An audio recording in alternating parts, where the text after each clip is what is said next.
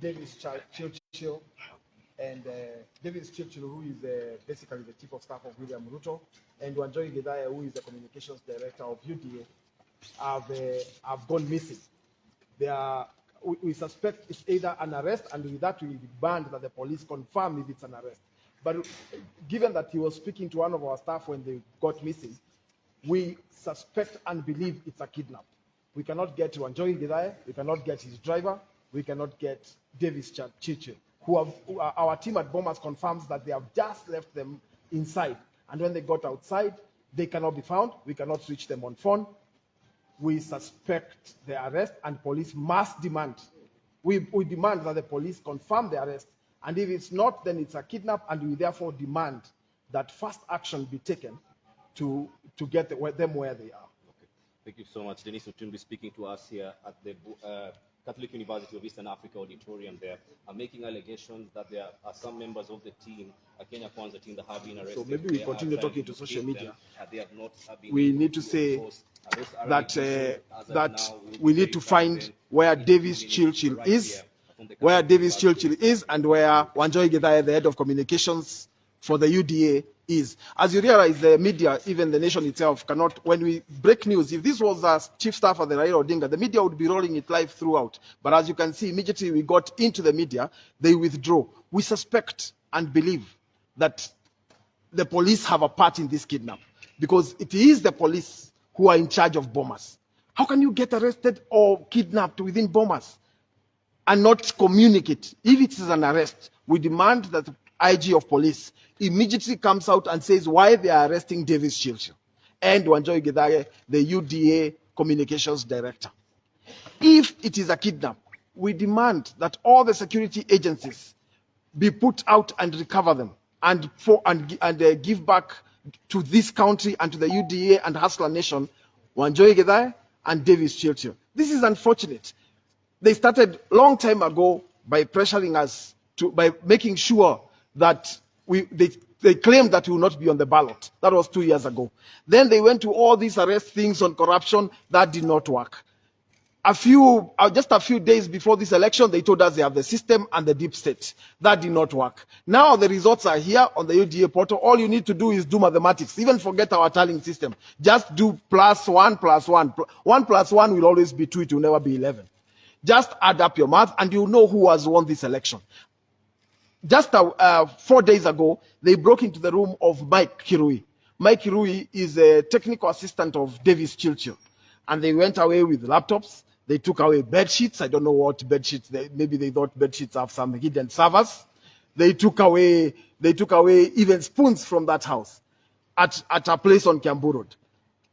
That has passed on to be recovered. Today, innocent people, Wanjohi Githae, the UDA communications director, whose only mistake is having a job, and Chirchir, whose only mistake is being the chief of staff. By the way, Chirchir is not only part of the campaign, but he is the chief of staff of the deputy president of Kenya.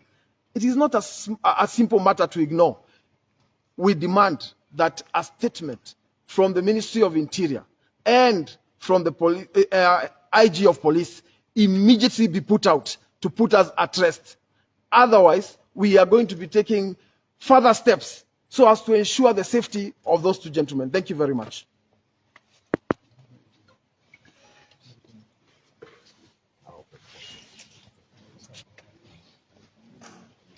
You good? Lakini nimeona mko mwenye akisema the guy is good.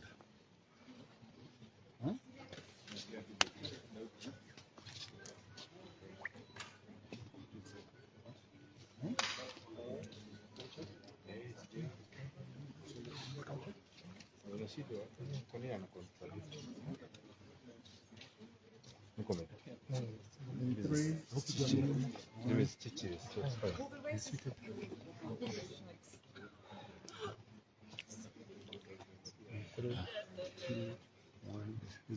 The race is still on right here in Kenya, as you know that the country is waiting with collective bated breath to know who their next president is. And right now we are at Kenya Kwanza Communication Headquarters at the, is it called the Catholic University? Yeah, the Catholic University right here in Nairobi, where we'll be speaking to Dennis Otumbi. Now, Dennis Otumbi is the strategic well, the digital strategic manager of Ruto'S campaign. So, Dennis, good evening. Thank you for joining us. What is the update now? Thank you very much. Welcome to Kenya and welcome to the Catholic University. you. Unfortunately, we meet at a time when we are trying to locate some of our staff who are missing a few minutes before this interview. They are leaving Bomas of Kenya where the national tally is being conducted, and they went missing. We are therefore demanding that the local authorities here ensure that we get them back.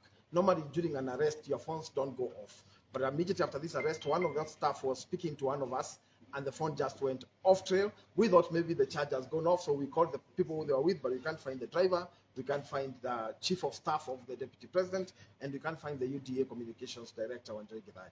So we are therefore calling for their immediate tracing from the security here, and let's stop the desperation. It's just an election. Now people have voted, we are just counting. Everybody should just relax, everything is fine. There is no point of getting into all this kind of thing. Has anything of this sort ever happened before? Never heard of, at least for the elections where I have been mature and been an adult to witness, never seen or heard of anything like that. But would you say that this election is free? Is it fair? Is it transparent? Absolutely. As for free, fair, and transparent, I will leave it to the IBC. But as for from where we sit, because we've run a national tally, we believe that everything has been done above board till now. So, and we've run a tally center. The only party with a tally center is actually this party. The other side has nothing like a tally center. They're just picking figures from everywhere. So what I can say at this point is we believe in the numbers that have been put out by IBC in their portal. We've done the calculations, we've done the additions, and we invite everybody else to do their calculations. And for IBC, because they're just following the law, to announce the results, and we are sure by the end of this week. Okay, now, I would like to ask you particularly the reason why you would have your own tally center. Is this to verify the figures that the IEBC will be actually releasing? Does this help in verifying? Why we have our own tally center is because IEBC, after the 2017 Supreme Court decision, will not announce results until they get all the physical forms.